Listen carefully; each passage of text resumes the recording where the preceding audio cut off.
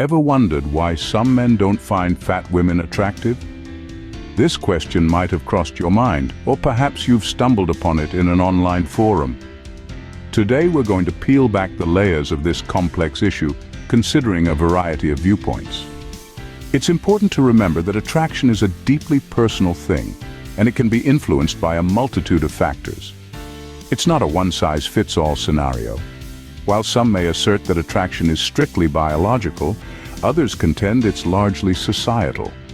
In some cultures, a larger body size is seen as a symbol of wealth and prosperity, whereas in others it's perceived as unhealthy or undesirable. This shows that beauty standards are far from universal.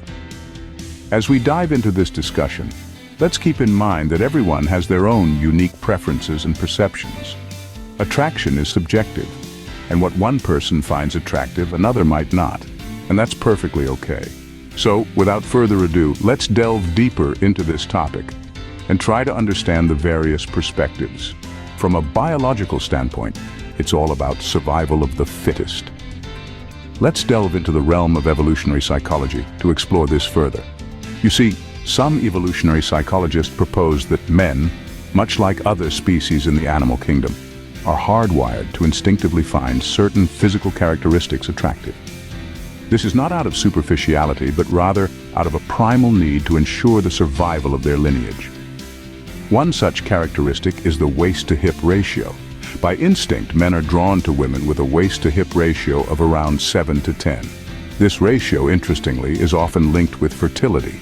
It's seen as a sign of a woman's ability to bear children, and thus, from a purely biological perspective, is considered attractive.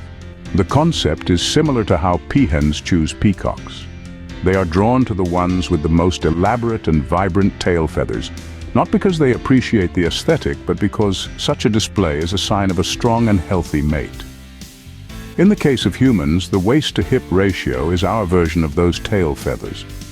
This perspective, however, doesn't fully explain the complexities of human attraction. After all, we're not just animals driven by instincts.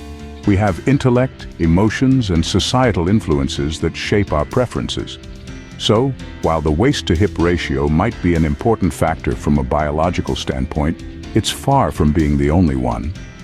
Moreover, it's crucial to remember that these are general trends and not hard and fast rules. Not all men are attracted to the same waist-to-hip ratio, just as not all women are attracted to the same characteristics in men. Attraction is complex, subjective, and deeply personal. But is that all there is to it? Let's explore further. Society and media play an enormous role in shaping our preferences. We live in a world where we are constantly bombarded by images and messages that subtly, and sometimes not so subtly, tell us what is considered beautiful and attractive. The media, with its pervasive influence, often presents us with a very narrow definition of beauty. This stereotypical portrayal tends to favor lean, fit bodies, effectively marginalizing those who don't fit within these prescribed parameters. But let's take a step back and consider this. These standards of beauty are not universal. They vary greatly across different cultures and historical periods. For instance, in some African cultures, a larger body size is considered attractive and a sign of prosperity. In the Renaissance era, women with fuller figures were often depicted in art as the epitome of beauty. The societal perspective of attractiveness is not just about what we see in magazines or on TV. It is also about the attitudes and beliefs that we have been socially conditioned to accept. From a young age, we are taught to associate thinness with health, success, and desirability. This association is so deeply ingrained in our psyche that it often influences our perceptions unconsciously. Furthermore, societal norms and values are not static. They evolve over time. In the past few decades, there has been a growing movement challenging these narrow definitions of beauty and promoting body positivity. This movement emphasizes the importance of self-love and acceptance, regardless of one's size or shape. It encourages us to question the societal norms that equate thinness with attractiveness and to celebrate diversity in body types. So when we talk about why men don't find fat women attractive, it's not just about biological factors. It's also about the societal messages and norms that shape our perceptions of beauty. So it's not just about biology, it's also about the society we live in. At the end of the day, attraction is a highly personal matter. This isn't just about a societal standard or biological imperative, but rather an intricate tapestry woven from individual experiences, personal beliefs, and emotional factors. Our life experiences shape our preferences, forming the foundation of what we find attractive. A person's upbringing, relationships, and encounters contribute significantly to shaping their perception of beauty. Personal beliefs also play a pivotal role in determining attractiveness. These are influenced by cultural, religious, or moral values that we hold dear.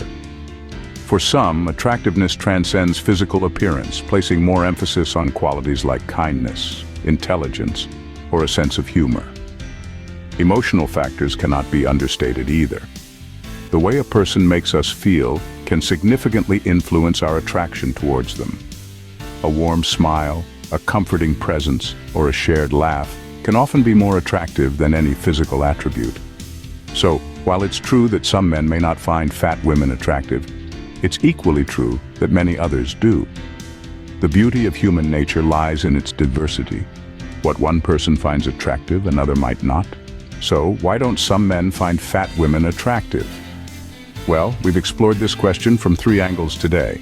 First, we discussed the biological perspective, considering the evolutionary factors that may influence attraction. We then moved on to the societal perspective, examining how cultural norms and media representations can shape our perceptions of beauty and attractiveness. Lastly, we delved into the personal perspective, reminding us that individual preferences can vary widely and are influenced by a multitude of factors. Remember, beauty is subjective and varies greatly from person to person, culture to culture. It's important to challenge our biases and question the societal norms that often define our understanding of attractiveness. If you find this discussion insightful and want to see more like it, hit that subscribe button and click the notification bell for more videos. Also, don't forget to like, share, and comment below with your thoughts. Stay healthy.